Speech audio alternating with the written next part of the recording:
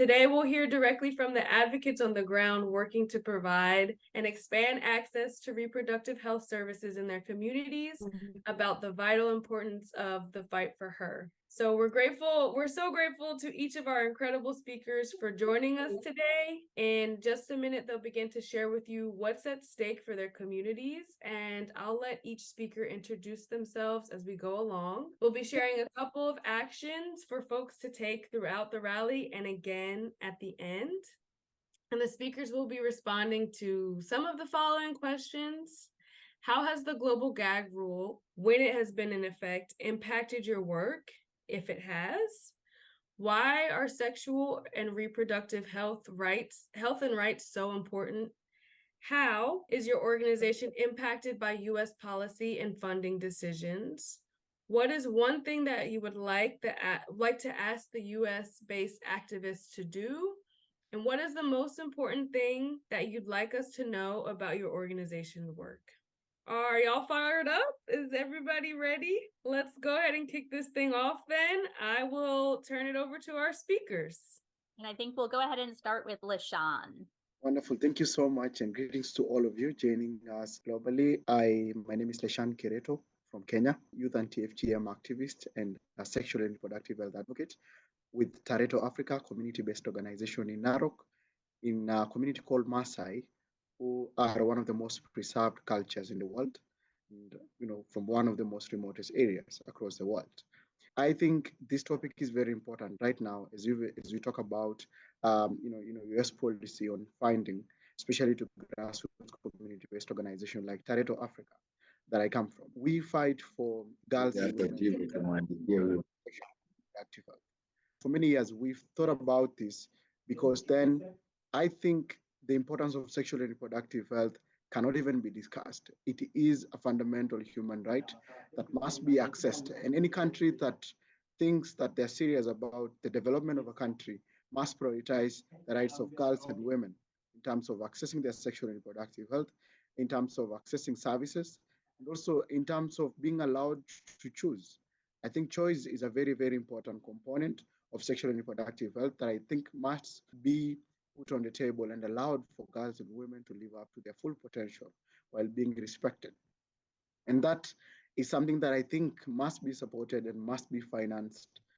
And how everything works should be able to respect the three things. Number one is improve access to unmet needs for family planning. I think unmet needs for family planning must be met to be able to allow women to choose, to be able to allow women to choose when, how, and if they would like to have children. I think this is a priority that we must come into agreement. And number two, we must also look into ending preventable maternal deaths. This is something that we must prioritize and respect the rights of girls and women, but also to safeguard.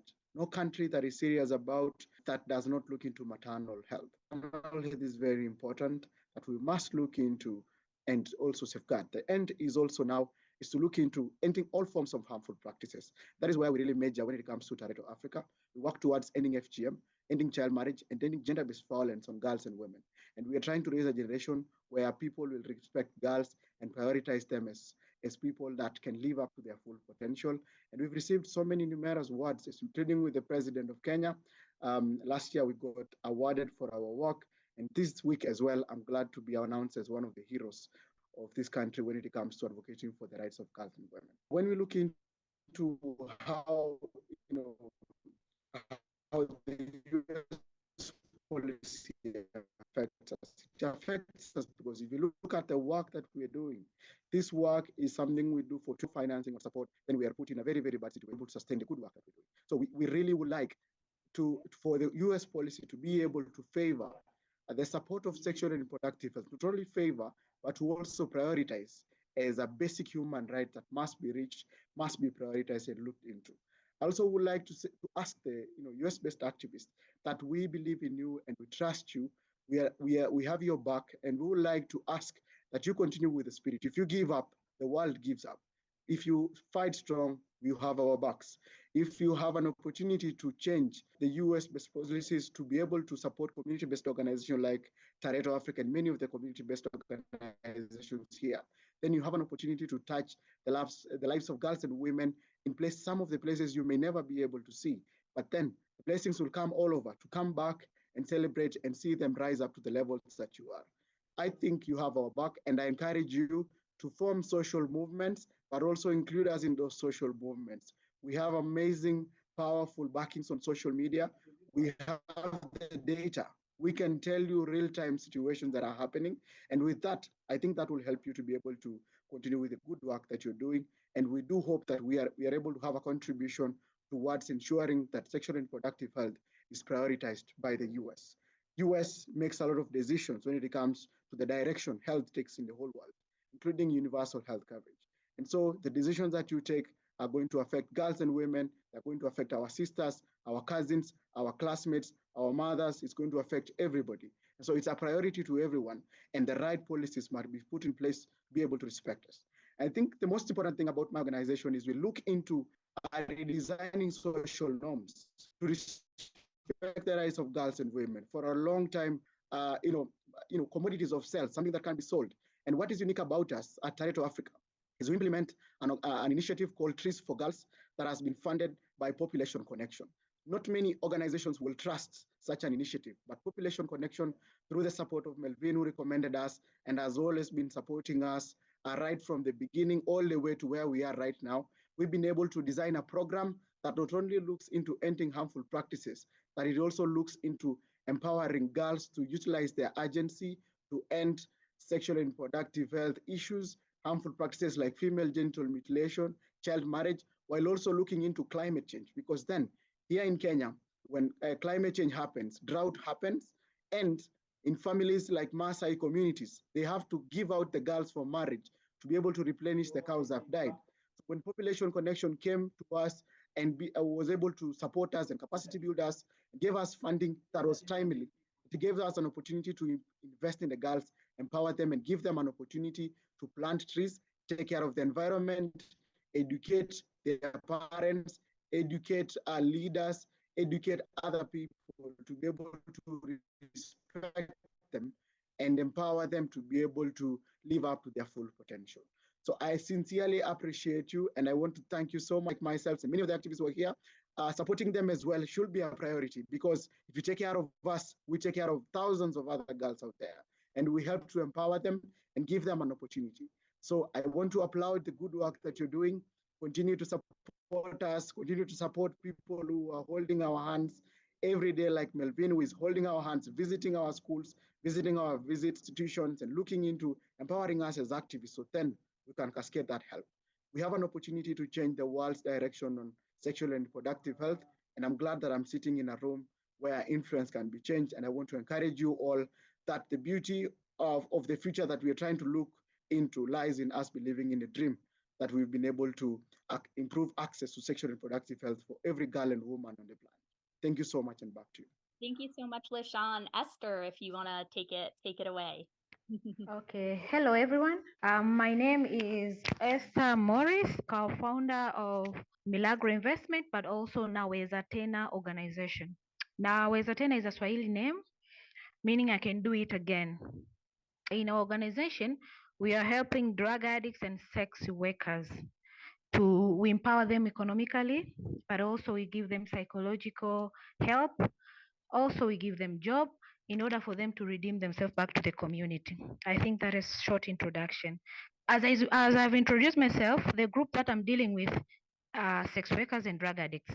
And this is the group which is highly need this sexual reproductive health rights. And in our community, this is a marginalized group that many people tend to disown them. And so that they lack this kind of particular knowledge so that they can have reproductive rights. Okay, I think Esther might be having some technical difficulties. What we can do is go to William and then come back to you, Esther. Okay, very good. I think I already spoke a little bit about the importance of sexual and reproductive health and right. And I said this is important because sexual and reproductive health and rights are human rights. It's not about a culture from any place of the world, but it's about the right of people. And I'm saying now we are facing to fix the issue of sexual and reproductive health and rights in our communities. We have treated children today, and we have abandoned children today. It is just because the women and the girls who made those children, they didn't get a chance to decide when they can have children, how many of them they can be able to take care of. So if everybody in the society all over the world can understand about social and reproductive health and rights, I really believe we can fix so many social issues. This is one part of this. The second part is, it is important because having children or not having them, this should be a decision which have to be made by that person who are having that responsibility to bear that child in her body. And if the person is not ready to do it, at least she can use as a means to make sure she's having the number of children which she's able to take care of. I said something about the policies and the rules, sometimes the decision, the founding decisions which are happening in the US and how they affect our organizations. This is a very, very important, because if you look at the world, how it is moving currently, the United States is having responsibility at least to take care of every situation and every problem happening in the world. So if in the US, there will be like changes of laws, of policies, and that these policies might be maybe not supporting, it means even all over the world, the projects which are working on a sexual and reproductive health and rights, they will stuck. And as I said before, we had one time with Donald Trump as the president, and there were an issue of these issues of sexual and reproductive health. And it turned even in Africa because the change of policy there, and whereby the United States weren't putting that much attention on sexual and reproductive health. So it was also bad here in Africa, because whatever is banned in USA, and if it is in an international level, even as countries start practicing. So if the US change things there, immediately they will affect other places of the world. So I believe it is better that US should take the forefront to ensure the culture of accepting sexual and reproductive health and rights can be a culture of every community. I'm insisting this is not about Western culture. This is about human rights. And I said, if I was asked to say something which I can ask a US-based activist, for me, it's only that person has to take the charge to advocate that the funding about sexual and reproductive health and rights should go to the grassroots level, whereby women and the girls are, and these are the ones who are supposed to be informed, to learn, to be aware about their sexual and reproductive health.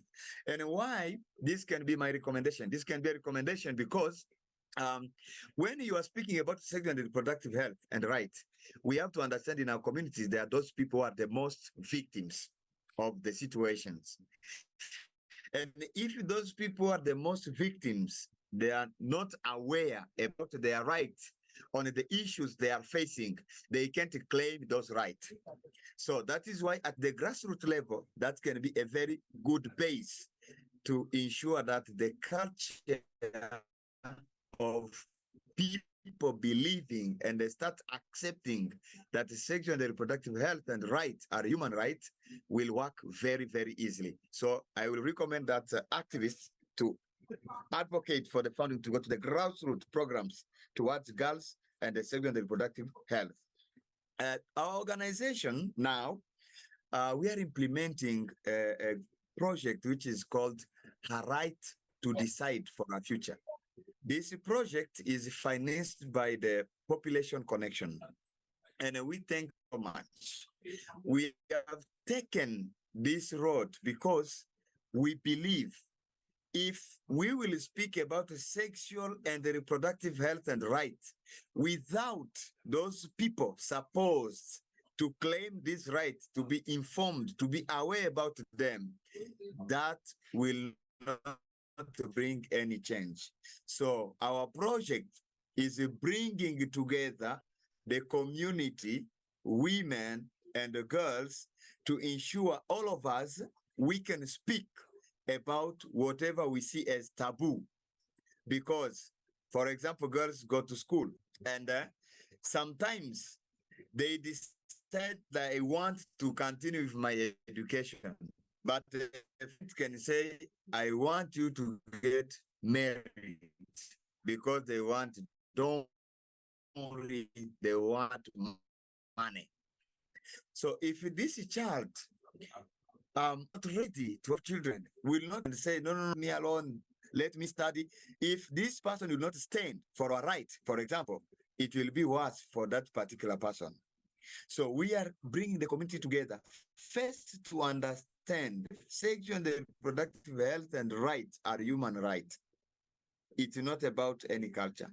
Secondly, to let the community be supportive. When women and the girls want to practice or to access sexual and reproductive health services, it shouldn't be taken as a taboo, but they have to support them because they want to protect themselves to ensure they fulfill their dreams in their lives. Wonderful. Thank you so much, yes, William. We're going to see if Esther is able to continue now. Thank you so much for everything you shared.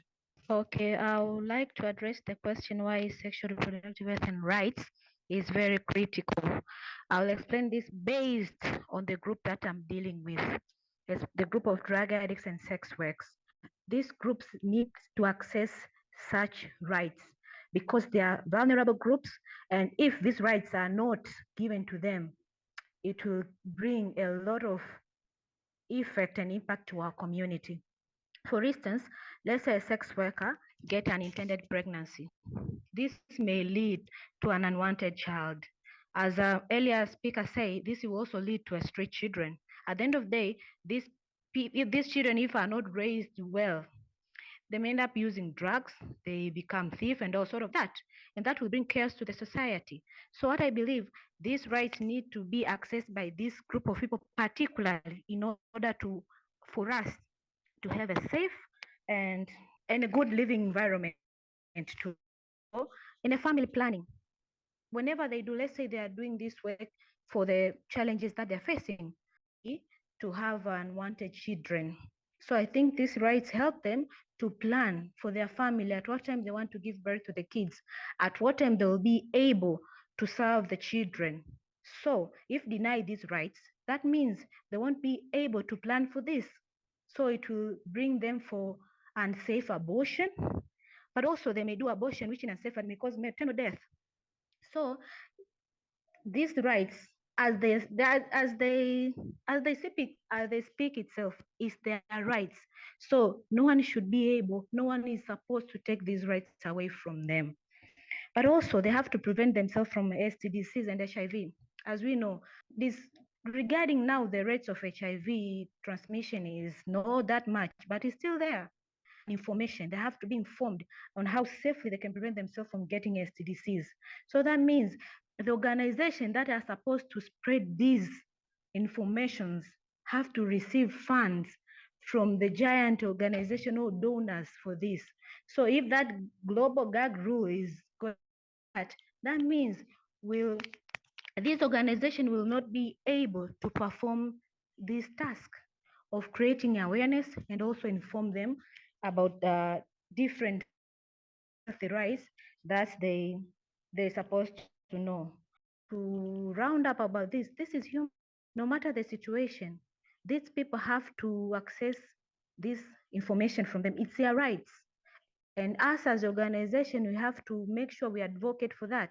But we are at the very lower level of doing so.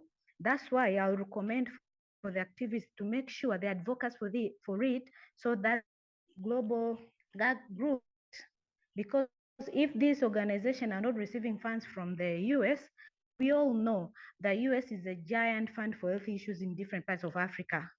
And if they are not donating this fund to the organization that are dealing with the society, especially in that particular rights, sexual reproductive health rights, that means many people will not be informed. There will be a lot of street children. There will be a lot of deaths. Many women and youth, girls will perform unsafe abortions. But also, we may lead to lose we cannot empower them economically, because in order for a person to be actively to work, that person has to be fit, healthy, mentally, also sexually. But we need to educate these people through the funding that we have to receive from the donors, especially the US, who are the giant donors in many parts of Africa.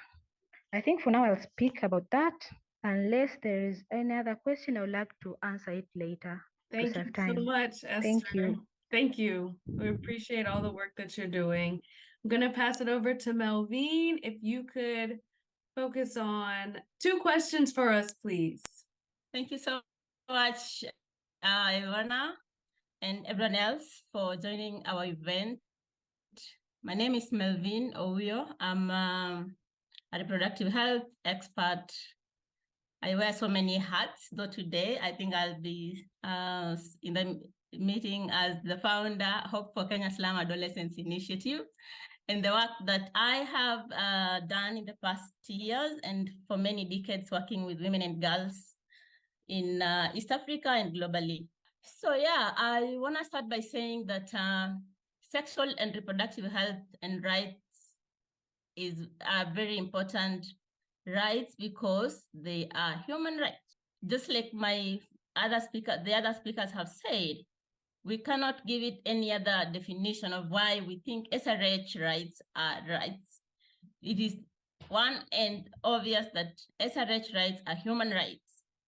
I'm sad to use this example, but I just want to make reference to what is happening across the globe. If you look at what the war in Ukraine and Russia, what is currently happening in Israel, and I'm just thinking, just the same way we are responding to these wars and what is happening globally, it should be in the same way we should be responding to SRH rights, because they are human rights and need to be protected. There is need to protect all the women that are dying from unpreventable maternal or pregnancy and childbirth-related complications. There's need to protect those adolescent girls who are raped and gotten pregnant. There's need to protect every other woman who is dying because they lack access to a family planning method or contraceptive, and they were forced to carry a pregnancy that went wrong or complicated, either during pregnancy or during birth. There's need to protect girls, just like as Leshan has shared, from the community where he comes from. Girls are forced into female genital mutilation, and because once you have been circumcised. I think we lost Melvine. She did say she was having some internet difficulties. So for now, we will move on to Doreen and potentially come back to Melvine. Thank you so much. Good evening, good afternoon, everyone here. My name is Doreen Nakibuule. I'm from Uganda, and I work among the vulnerable and marginalized groups in Uganda, especially persons with disabilities. So today I'm going to be talking about young women with disabilities. What are their challenges when it comes to reproductive health and rights? And also, I'll also tackle a question on what would the US-based activists do better. Thank you. So why access to reproductive health and rights? Yeah, so we all know that from the previous speakers, we've all have had the issue that it's a matter of justice, equity, and human rights, and I'll really, really support that. We all need an inclusive society. So why reproductive health and rights is very important is because, first of all, it's a legal and ethical obligation. We all have to, the legal obligation says we have to have equal access to healthcare, and which when you talk about healthcare, it comes with family planning, it comes with informed decisions on family planning, it comes with abortion services, all that. So I think reproductive health and rights should be very critical and a very good issue for everyone. And we all know about equality and human rights, because when there is enough equality and human rights in practice, it helps the young women with disabilities make informed decisions. I'm really working in communities where these young women are not even educated. They lack this knowledge and information. So you find that most of the decisions are made by their caretakers, their guardians, their families, or even the health workers themselves. That is in case they even have access to the health facilities. I want to talk about an issue also of autonomy, body autonomy and dignity. That is something we have to respect for everyone. So access to reproductive health for the young women with disabilities, it helps them to make choices about their bodies. We all would want to make choices about their bodies, would want to make choices about the families. How many children do I have? Do I even need children? Do I need to marry or not? We need to which family planning choice do I need? So this is all about my body. And if reproductive health and rights are all respected, there is enough body autonomy for everyone. And also we have been fighting something around discrimination and stigmatization. How are we going to prevent it if we are putting barriers to reproductive health for these young women with disabilities? We all know that the limited access to knowledge due to discrimination, knowledge and awareness, it has led to very many things. In the community where I work, people have been sterilized. Families have made decisions and their ovaries have been taken out because, in the end, no one wants to take care of your child because a young woman with a disability, they feel you're already a burden to them. And then the best choice they do is to take out your ovaries and they prevent the future. But now we have to make sure that everyone is able to make such a choice. We have to make sure they have access to options, options where they can decide on what to do with their bodies. Because in the end, we always assume that persons with disabilities or the young woman with disabilities, they cannot really make so much decisions because maybe of their different abilities, like maybe mental disorders. And we think like, okay, it's this person who has to take care of them and it's this person who has to decide to them. But it's really, really very low, very wrong. What we are really doing in my community right now is that we are trying to bring in and make them our safe space. We create a safe space for them because we all understand they have unique needs, unique challenges and barriers.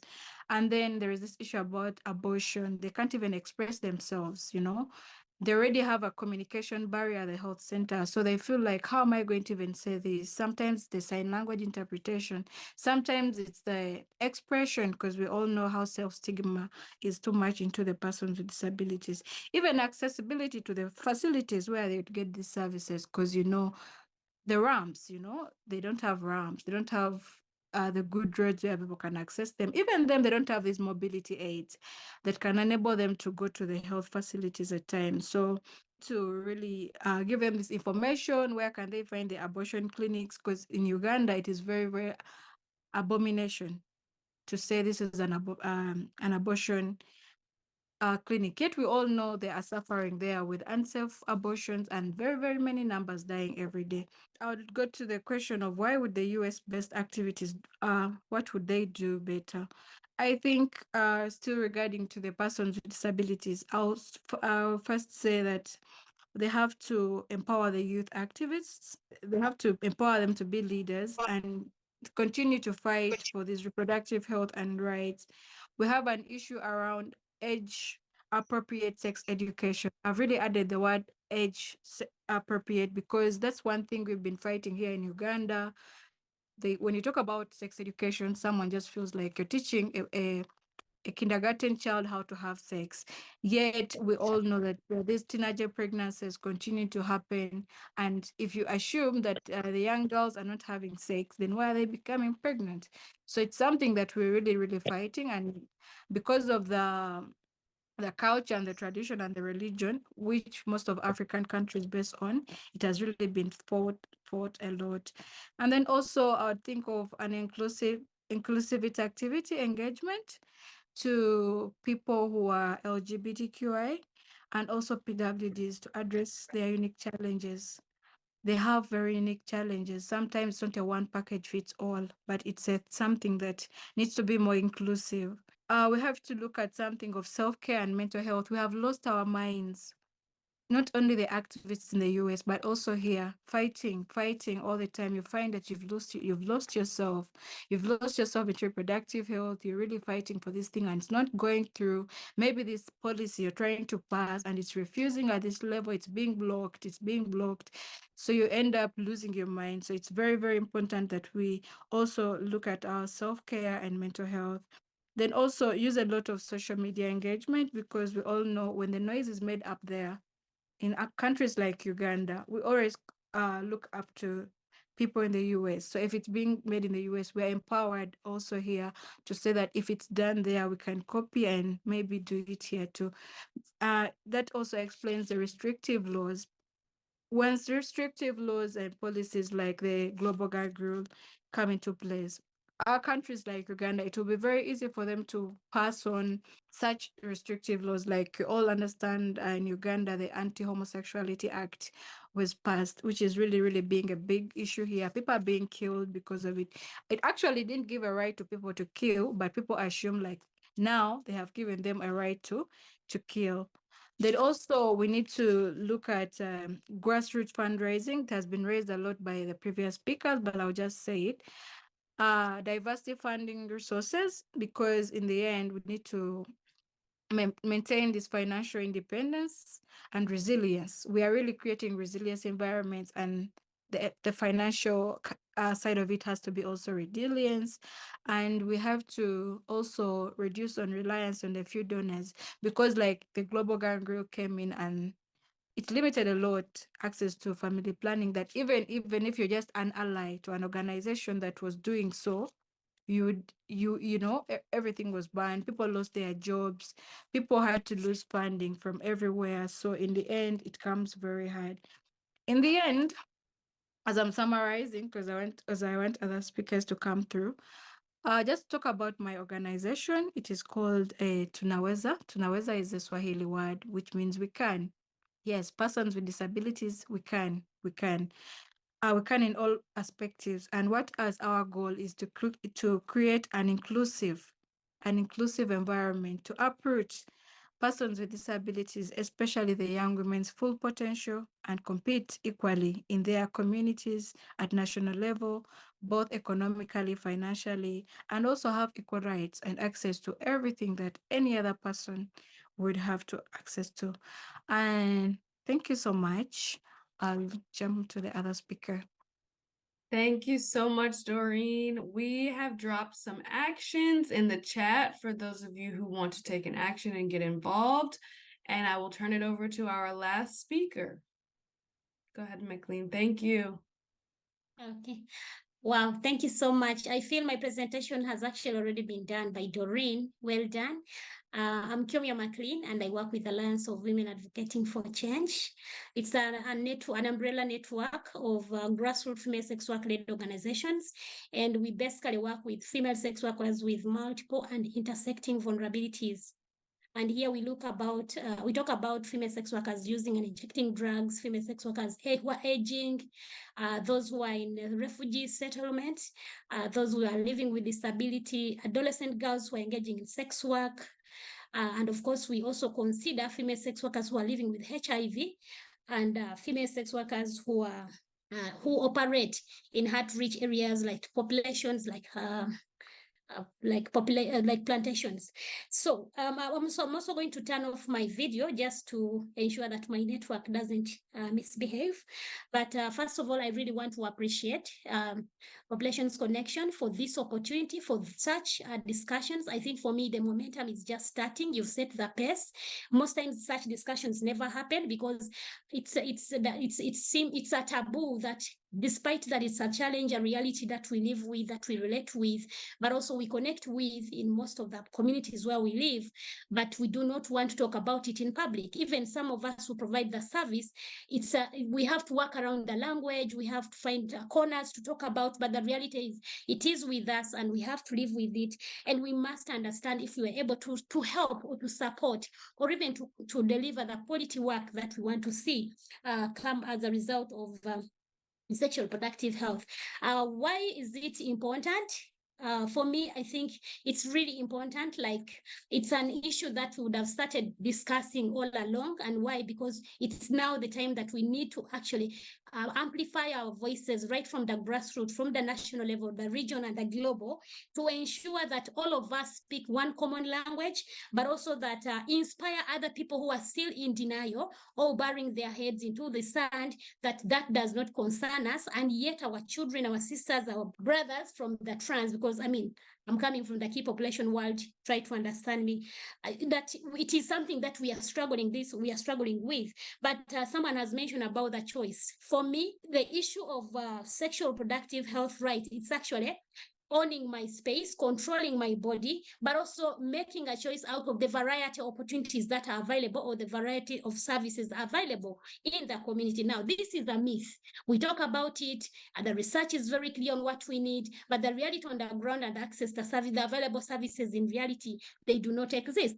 That choice is not available and it's not provided to many of us. Someone has talked about that issues of taboo. Many of us, we have so many issues. I'm coming from the key populations whereby the system itself does not allow me to access the information, first of all, does not allow me to access or to make a choice of what I want to use. For example, is it a condom? Is it contraception? Is it an IUD? And also, or maybe it's a contraception of that I want, maybe it's an injector plant or cyanide. Like, it's not available. And at the same time, then they come with the age limit. They say if you're below 18, for example, in Uganda, you cannot access this service. It becomes so hard for the adolescent girls engaging in sex work who are already into a marginalized or compromised situation, but also the legal environment does not recognize their existence. And at the same time, the barrier has actually put along. You find that the future of this young girl has actually been limited by the system itself. So, and yet it would be very important for this girl to access all these opportunities or the available services so that they are able to live and also to see their great-grandchildren, because the system allowed us, because I'm able to access this family planning available or contraception. Then the other key thing that also we are saying that when the service sexual reproductive health is available, there are very few that it helps us to reduce the risks of infections. We are working in already an environment which is very risky, that most times our choices and our negotiation power is actually compromised. But when I know that I have a condom, when I know that I have this contraception in my body, it means I won't get the HIV. It means I won't be able to get pregnant, which is unplanned. It means that I will be able to own myself, my body. Someone talked about bodily autonomy and, of course, dignity. But when the system right now, the way it is, it disempowers me of all those, and it becomes so hard for me to actually recognize and access these services. Then, of course, the other thing that also we can't forget, that we have seen so many adolescents, again, with multiple and intersecting vulnerabilities, that most times they actually end up getting unwanted pregnancies. Remember, I'm into sex work, probably. I went into sex work, for example, myself, I started sex work at 17. My goal was to get school fees. Now, if I'm going into to get school fees, but then the environment is already stigmatizing me, but also putting me in somewhere in a corner, I'm going to get HIV. I'm at risk of getting pregnant. And at the same time, it becomes hard for me to achieve a dream to have a better future. So we are simply saying, can we create an enabling environment? Is there a way we can actually create an enabling environment? Probably decriminalize access to sexual reproductive health services for all of us. We are sexually active at 15 years. Is there any way I can walk into this safe space and say, hey, I'm Macklean, this is what I want? And why? Because of ABCD, because I'm already equipped with the information, and the person is not to ask me, oh my God, are you already spoiled? Are you having sex? Come on. You do not know who I am and where I'm coming from. Maybe I'm the breadwinner. So it becomes a little bit hard for us actually to access those services because the environment, but also the multiple intersecting issues that we live in becomes a little bit hard now. What do we want? What would we want to see the US activists do for us? Or how can they come on board? First of all, we really want to support the advocates in the US to push, to add on their voice, to increase investment or funding into comprehensive sexual reproductive health at the grassroots, so that we are able, one, to access these services, two, to see the change that we really want to see. Because once we have the resources, once we are able to access, for example, my organization, we run a drop-in center whereby we distribute MISO, and we use a model called the community medicalized accompaniment model, whereby every woman within, every sex worker, every AGY within the community, they are able to make a choice. It's a call away. Hi, Macklean. Mona, things are not okay. I was going to speak Luganda, sorry. And we call this Apple, which is the code. But Apple basically means access to safe abortion, as long as it's within the first trimester. Even when it's beyond that, we still have health workers that we work with and we sign MOUs with who can support this person. Because one thing that we know, once a girl or a woman is determined to actually remove the unwanted from my body, whether you preach a gospel, whether you get on top of the house, that decision is already made at the back of my mind. The other thing that we also want, again, the activists to do in the US, amplify grassroots voices, using the grassroots evidence, data, and live the realities of our experiences, because we have it. We live with it. When the researchers come again from the global world, they change our reality content. But I want you to read. I want someone up there, whether it's I don't know whether I also have ministers or politicians and how you refer to them, but I want them to read my story the way it was in a very organic form, so that they are able to relate with their experiences. And also when these decisions are made, they have a sense of humanity and they connect with that reality at our grassroots. Most times what happens when, for example, the US passes laws, first of all, by nature, I don't know it's by nature, but maybe by law, US is a model state. So most time that whatever decision made at that level, if it's good, Uganda, we shall celebrate. If it's bad, the victims or the survivors, definitely we cry for ourselves. That, for example, when the gag rule was passed, many of our community members, we suffered the consequences, especially I'm talking about female sex workers, LGBTI person. Why? Commodities such as condoms through UNFPA, which does the procurement, they were not available. We had stockouts everywhere. Go to contraceptions, to institutions like Reproductive Health Uganda, Marriage Stop. Everywhere you would walk in, those services were not there. But even when they were there, at that moment, there was a lot of tension. Nobody wanted to talk about it, and it became an issue. Even us who would seek the services, we started to get scared that actually we could become now the exhibit they are looking for to be taken to court. So it is very important that at this level, honestly, with our appeal, a humble appeal, of course, I know we may not have the powers to decide, but we are, with our humble appeal and our voices, we are saying, US is a model organization. Can we pass laws that really speak to the humanity of us? We are talking about sexual reproductive. It's a life. It's a reality of how we live and how we connect with it. I cannot live without a contraception. I cannot live without a condom. When I'm carrying my makeup bag, a condom is a priority. One pick that I put in my bag. Why? Because I'm very well equipped with the information. I would want to see my other young girl, my other generations to do the same, because this information is available, it's accessible, and of course, we are seeing that these laws done at the global level directly impact on what we actually do, and it is very important. Then the other thing that also we are saying policies, which especially when they are bad, they shrink the civic space. We cannot talk about issues. Why? Because you don't want to be the target, especially when it comes to the religious leaders, to the traditional, those who have got the morals. Some of us, we forgot our morals in our mother's tummies, unfortunately. But then everybody wants for you to believe in what they believe. But they also forget that we are human beings. We grow in different environments, different societies, and we adapt with different cultures. Morals. So the things that we used to know and relate with in those years before we were born cannot work today. It means that with the current globalization, digitalization, life has completely changed. Can we embrace that? Can we grow with that as well? Can we change and transition with the current generation and learn from one another? Then, of course, our advocacy efforts also is taken back. That where you see we are making some progress, we are talking about different for abortion, different for sex work, different for drug use, and all of a sudden you say, hey, please don't even mention, hey, Macklean, we had this meeting, unfortunately we can't invite you because you're too radical. Oh my God. These actually affect us 100%. And we were saying that it's time probably we change the policies, but also we embrace comprehensive sexual reproductive health services. I think I've already talked about the other thing that maybe one thing I just want you to remember about my organization. We are a female sex work-led organization.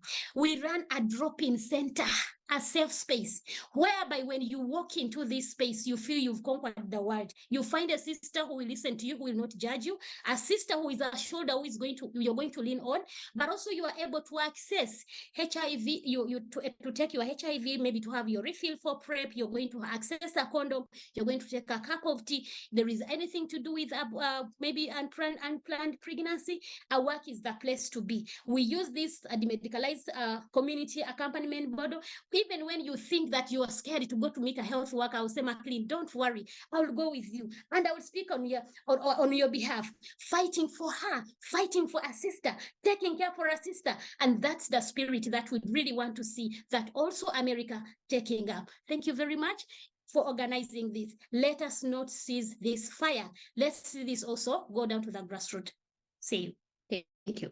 Thank you so much. And I do want to repeat what Melvine put in the chat, which is to stay radical, please. We need the work that you're doing. So I am here today to give you real quick, if you want to take an action right now, go ahead and email your legislators. We've got a handy dandy form for you. We have a pre-written form, but I really want everyone to put like maybe a sentence or two about like their personal feelings, because that matters a lot to legislators, is the 1 to 2 sentences that differentiates your email from the rest. So even if you say, hey, I am a dedicated sexual and reproductive health advocate, that's enough. That's all you got to do, as long as you tell them that you're in support of the Global Her Act. If you're interested in volunteering with the Fight for Her, I highly recommend you take our activist quiz. That is just a short quiz to determine what kind of advocacy you're interested in. If you can't go outside and knock doors, you can hit the no, and then that way we won't send you opportunities for you to go outside and knock doors. But if you, for example, want to phone bank, all you have to do is say yes to the phone banking question, and we will get you opportunities to phone bank. We've got some volunteer opportunities we're going to be rolling out within the next couple of months. So please take the quiz if you would like. Also, we are going to be emailing the majority of our volunteer opportunities to people who send a letter to the legislators. So if you are interested in any of the opportunities, please, please, please send an email. It is super quick and easy. Thanks, y'all. Really appreciate it. There is a question. I think there is a hand for Martha. Hi everyone. Sorry, I won't be able to turn my video on. It's not really a question, but just a gratitude to the speakers. Very passionate, and I'm just looking forward to how we can organize more of these conversations and ensure that we can accelerate them amidst the current context that a number of African countries that are operating in. You know, we are all noticing an influx in a number of anti-rights movements that are against the rights of women, be it areas around sexual health, sexual rights, and all its splitting. And I think it would be important for us to think of avenues of how we can really push that conversation. I love the ideology of Fight for Her. And this is really my first time to engage in this discussion, and I am very, very inspired. So I'm looking forward to that. Maybe a key question could as well be a take home for us, would then be thinking about how we can tap into policy spaces on how we can accelerate our voices to action, because this is where political decisions are made, and also for us to have that interaction with the people at the forefront of these conversations. The challenge that I have seen for the last couple of years is that in the different forums where decisions are made, be it in New York, be it in Geneva, the voices of NGOs, civil society in general, are usually very minimal. But if we can think of avenues on how we can strengthen that voice and have a more solidarity to speak out for each other, even when we are not in that space, we can really achieve something big. Thank you, everyone. All right. If no one else has questions, we'll say thank you and encourage you all to take the actions that have been left in the chat, and we will be with you again soon. Thanks, everyone.